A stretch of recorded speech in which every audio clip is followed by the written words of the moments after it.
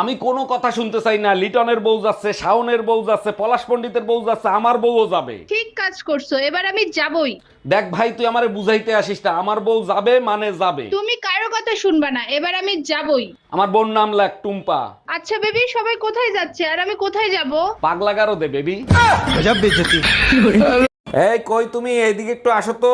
এই কালকে তুমি যে নতুন ফোনটা এনে দিছো না, ওই ফোনটাতে একটা মেসেজ আসছে আর ফোনটা বন্ধ হয়ে গেছে। সর্বনাশ, বলো কি? কই দেখি ফোন। কি মেসেজ আইছিল? কি জানি মেসেজ আসছিল। ও মনে পড়ছে, ব্যাটারি লো। অসহ্য গরম, একদম সহ্য করতে পারতেছি না। তা সহ্য করবা কি করে? তোমার থেকে বেশি শিক্ষিত যে। আমার থেকে গরম বেশি শিক্ষিত মানে কি? মানে সোজা, গরম সব সময় 35-40 ডিগ্রি নিয়ে চলে। ও আচ্ছা। আরে অরুণ ভাই, আপনার মাথা ফুললো কি করে? আর ভাবি বলেন না, ঘরে 3 দিন ধরে হলুদ নাই। বউ হলুদ আনতে বলছিল, আমার আনতে মনে ছিল না, বউ বেলুন দিয়ে বাড়ি মারছে। অরুণ ভাই, আপনি এক কাজ করেন, ফোলা জায়গায় সুন্দর করে হলুদ লাগাই দেন, দেখবেন ফোলা কমে গেছে। আবালের মতো কথা কইলেন ভাবি, ঘরে যদি হলুদই থাকতো তাহলে কি আমার মাথা ফুলতো? আচ্ছা শোনো, পাশের বাড়ির যে টুম্পা ভাবি আছে, ওরে তোমার কেমন লাগে? নিশ্চিত এর ভিতর কোনো ঘাপলা আছে, আমারে ফাঁসাবে। আরে কি হইলো বলো না কেন? চিড়িয়াখানায় ওই যে লেজ কাটা বান্দর আছে না, ঠিক সেই বান্দরের মতো লাগে। হ্যালো টুম্পা, এবার তো বিশ্বাস হইলো ওর কাছে তুই বান্দরের মতন লাগোস। এই তোমার চাচাতো ভাই আবুল আছে না, চাচা তার হাত কাইটে ফালাই দিছে। বলো কি? সর্বনাশ, তা চাচা আবুলের হাত কেটে ফেলাইছে কেন? আবুল ভাই চাচারে মোটরসাইকেল কিনে দিতে বলছিল, তার জন্য। 1 মিনিট।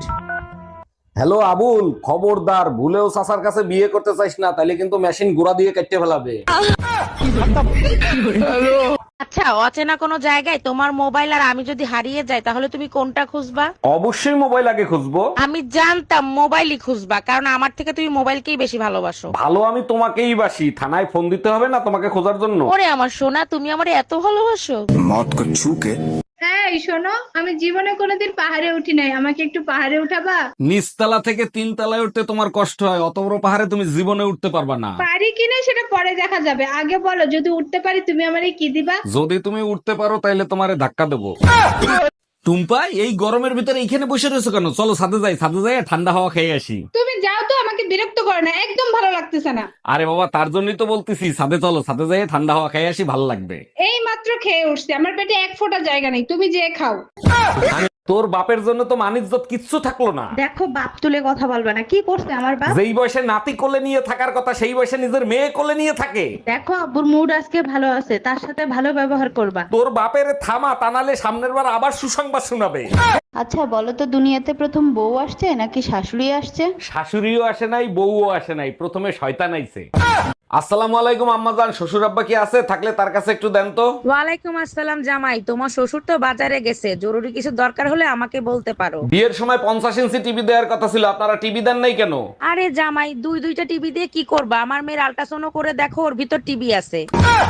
বেবি তাড়াতাড়ি রেডি হও না, আজকে তোমার সাথে কয়েকটা ভিডিও বানাবো। তোমার সাথে আর ভিডিও বানাবো না, মানুষ বাজে মন্তব্য করে, বান্দরের গলায় মুক্তার মালা। কে কি মন্তব্য করলো তাতে আমার কিছু যায় আসে না, তুমি তাড়াতাড়ি রেডি হও তো।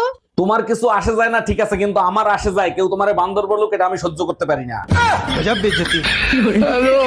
এই শুনছো, তোমার চায়ে কয় চামচ চিনি দিব? বিয়ের এত বছর পার হয়ে গেল, আজ পর্যন্ত জানলা না আমি চায়ে কয় চামচ চিনি খাই? আচ্ছা তাই নাকি? তা আমাদের বিয়ের বয়স কত বছর হলো?